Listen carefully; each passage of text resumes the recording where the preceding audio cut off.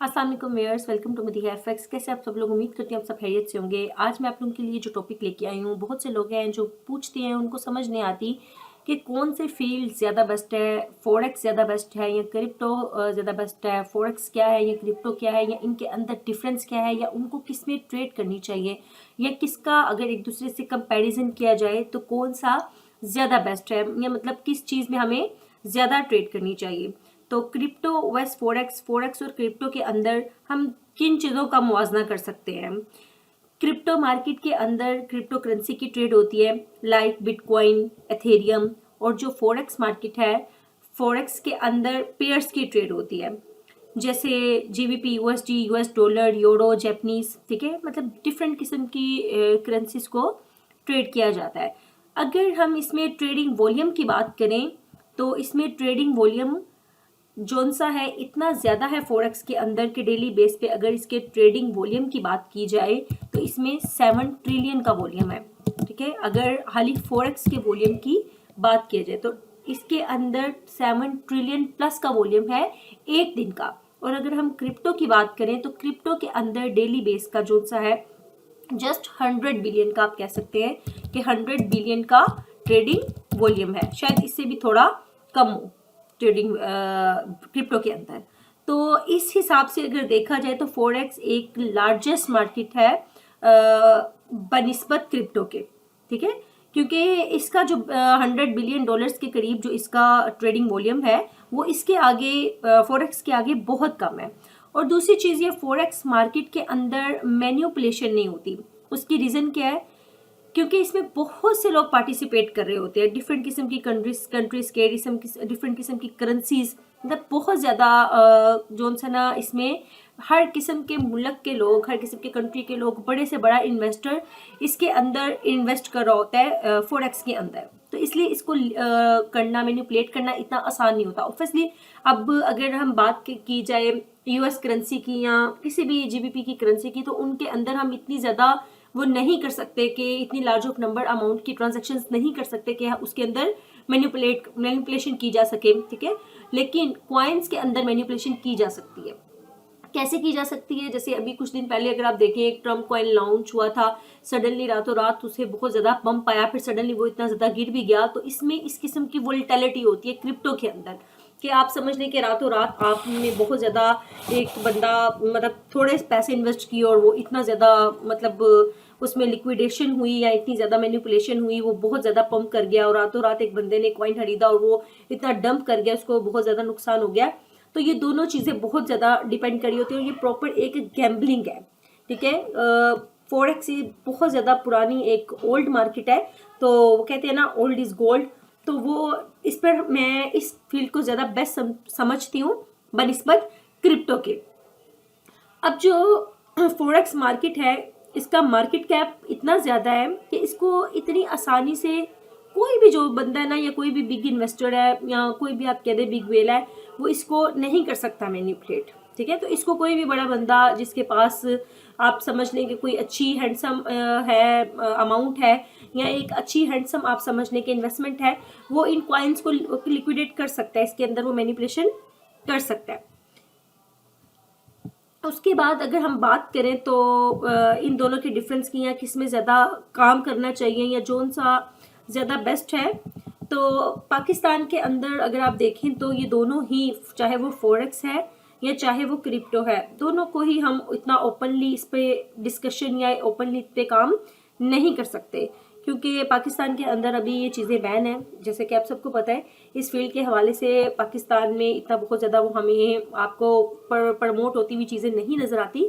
तो उस हवाले से, पाकिस्तान के हवाले से अगर बात की जाए तो इन दोनों चीज़ों का कोई इतना खास स्कोप नहीं है। लेकिन अगर इन दोनों के मुताबिक कंपैरिजन किया जाए तो forex is the better than crypto.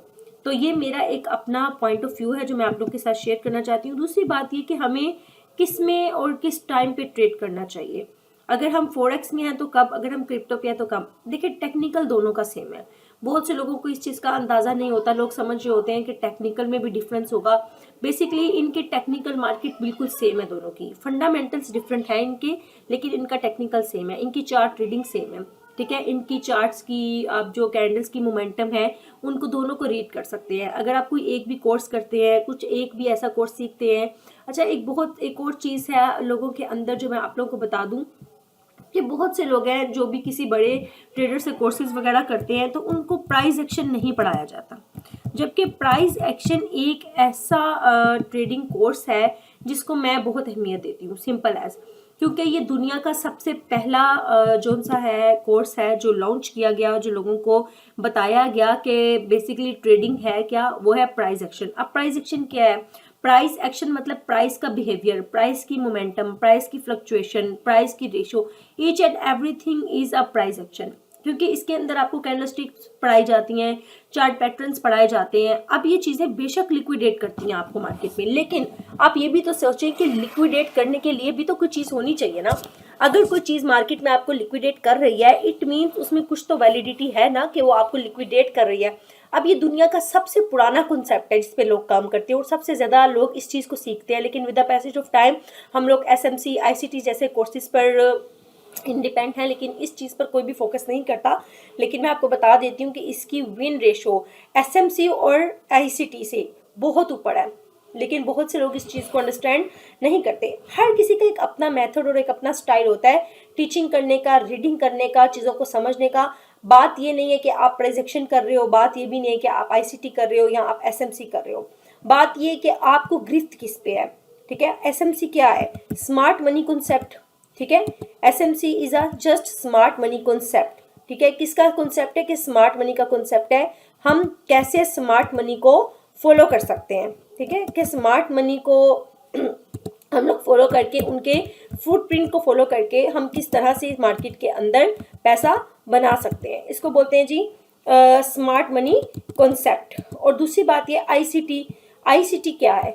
ICT भी एक इनर सर्कल ट्रेडिंग है। ठीक है, ICT जो सी है जे रोमियो की भी इसमें कुछ थ्योरीज हैं ICT कॉन्सेप्ट्स के अंदर, और डिफरेंट किस्म की इसमें जो सबसे ज़्यादा वर्क करती है चीज़ वो है CRT, जिसको मैं पर्सनली बहुत ज़्यादा पसंद करती हूँ।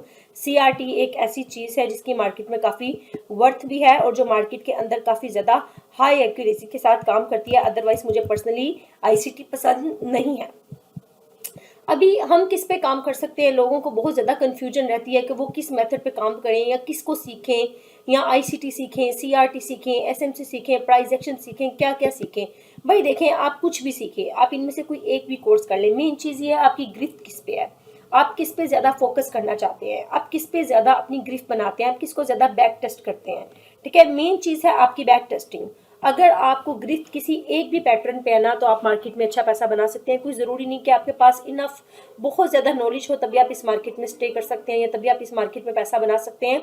अगर आपका फंडामेंटल इतना स्ट्रॉन्ग नहीं है तब भी मार्केट में चलेगा। अगर आपका टेक्निकल भी, अगर आप समझ लें 50% है, तब भी आप इस मार्केट में ग्रो कर सकते हैं। लेकिन अगर आपका सेंटिमेंटल इस मार्केट में ग्रो नहीं है या आपका सेंटिमेंटल जोन है उस पर आपकी गिरफ्त नहीं है, तो आप इस मार्केट में काम नहीं कर सकते। वैसे तो इस फील्ड के अंदर सेंटिमेंटल की कोई हैसियत नहीं है कि इंसान के जी what is a sentimental. Sentimental क्या है? सेंटिमेंटल्स क्या है? सेंटिमेंटल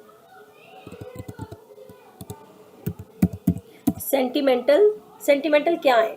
सेंटिमेंटल बेसिकली आपकी वो साइकोलॉजी है जो कि किसी को भी आप नहीं शेयर कर सकते कि भाई मेरी ये साइकोलॉजी है या मेरा ये है या मैं इस पे काम नहीं कर पा रहा या ये मेरी गिरफ्त नहीं है। सेंटिमेंट्स आपके अंदर छुपी हुई एक चीज़ है जिस पर आपने गिरफ्त बनानी होती है। फॉर एग्जाम्पल, आपने मार्केट को ट्रेड किया, आपने किसी लेवल को ट्रेड किया, अब आपको लग रहा है कि मार्केट क्या करेगी, आपके लेवल से गिरेगी। ठीक है, आपका टेक्निकल आपको ये बता रहा है, लेकिन आपका माइंड या आपका एक वो होता है ना, एक अंदर का इंसान बोल रहा है कि नहीं भाई यहाँ से तो मार्केट बाय जा रही है। अब आप टेक्निकल को ना देखते हुए अपने उस अंदर के छुपे हुए इंसान से बात कर रहे हैं कि जी भाई मार्केट तो बाय जाएगी। तो ट्रेडिंग में लगना इज नथिंग, कि आपको क्या लग रहा है वो मैटर नहीं करता। मेन चीज़ ये आपका टेक्निकल क्या कह रहा है, आपका फंडामेंटल क्या कह रहा है। अपने सेंटीमेंट्स को बिल्कुल एक साइड पे रख के अपनी साइकोलॉजी के साथ काम करें, तभी ही आप इस मार्केट में बिल्ड कर सकते हैं। तो ये कुछ छोटी छोटी सी चीज़ें थी जिनमें बहुत से लोगों को बहुत ज़्यादा प्रॉब्लम होती है कि हम किन चीज़ों को लेके चलें, प्राइस एक्शन को लेके चलें, SMC को लेके चलें, ICT को लेके चलें या CRT को लेके चलें या फोरेक्स के अंदर ट्रेड करें या क्रिप्टो के अंदर ट्रेड करें। तो ये एक मैंने छोटी सी वीडियो बनाई है कि शायद आप लोगों के कुछ क्वेश्चंस और कुछ क्यूरीज कवर हो जाए। और बहुत से लोग मुझे कहते हैं मैडम वॉल्यूम के बारे में हमें बताएं, वॉल्यूम के बारे में भी एक वीडियो बना दें। वॉल्यूम एक ऐसी